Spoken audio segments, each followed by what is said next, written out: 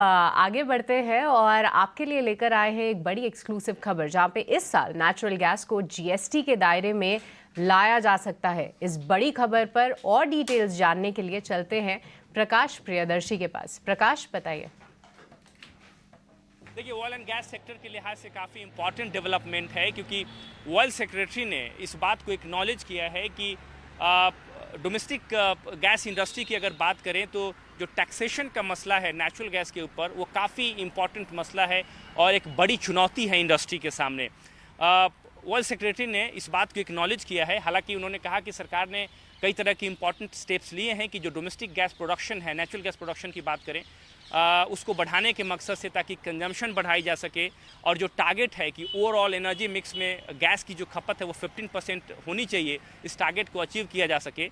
लेकिन जो domestic taxation का मसला है नेचुरल गैस के ऊपर, वो काफ़ी बड़ा मसला है और उस पर ध्यान देने की ज़रूरत है। हालांकि उन्होंने कहा कि कुछ स्टेप्स लिए गए हैं, चर्चा चल रही है, लेकिन अभी भी बड़े फैसले लेने की ज़रूरत है और इस बात की उम्मीद की जा रही है कि चालू वित्त वर्ष में टैक्सेशन के मसले पर सरकार कुछ अहम फैसले लेगी। जहां तक नेचुरल गैस को जीएसटी के तहत लाने का सवाल है, जो कि एक बड़ी चुनौती है, इस मसले पर उम्मीद जताई है ऑयल सेक्रेटरी ने कि चालू वित्त वर्ष के दौरान इस बात की संभावना है कि नेचुरल गैस को जीएसटी के दायरे में लाई जाए।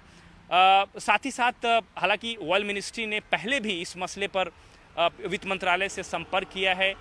सिफारिशें भेजी है, इस मसले पर कुछ चर्चाएं भी हुई है, लेकिन अभी तक अंतिम फैसला नहीं हुआ है। लिहाजा उम्मीद की जा रही है कि 4 जून के बाद जब नई सरकार केंद्र में आएगी, वो बड़े फैसले लेगी, कुछ कॉन्क्रीट स्टेप्स लेगी और उम्मीद की जा रही है कि चालू वित्त वर्ष के दौरान नेचुरल गैस को जीएसटी के दायरे में लाने में सफलता मिलेगी। ठीक है, बहुत बहुत शुक्रिया प्रकाश, ये पूरी डिटेल्स हमारे सामने रखने के लिए।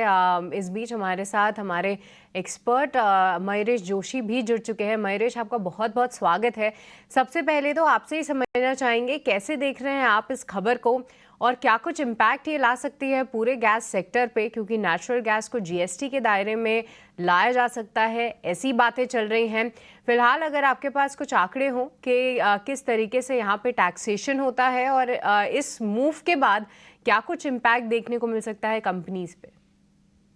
Morning Srishti, I think large part of the market या एक मार्केट पार्टिसिपेंट्स की जो एक एक्सपेक्टेशन थी कि दिस शुड गेट इंक्लूडेड,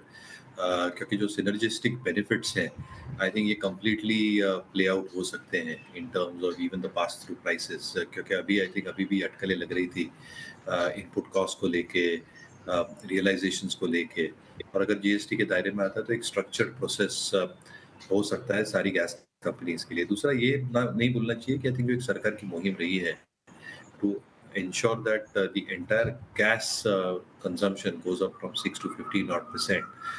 ये आई थिंक एक बहुत बड़ी चीज रहने वाली है और इसलिए steps in the right direction शायद सरकार ले रही है, structurally, regulatory and from a perspective in terms of ensuring कि अगर नए प्लेस भी आए तो नए जोग्राफिकल एरियाज भी एक्सपांड हो, जहाँ पे अगर कंपनीज को इन्वेस्ट भी करने पड़े, जो रिटर्न ऑन कैपिटल एम्प्लॉयड है that can come quickly because of the absorption in terms of gas utilities. तो कहीं ना कहीं I think step in the right direction है for a lot of these city gas distribution companies in my opinion. आज नज़र रहेगी सभी natural gas से जुड़ी कंपनीज पे और साथ ही सिटी गैस डिस्ट्रीब्यूशन कंपनीज पे भी हमारा फोकस रहेगा।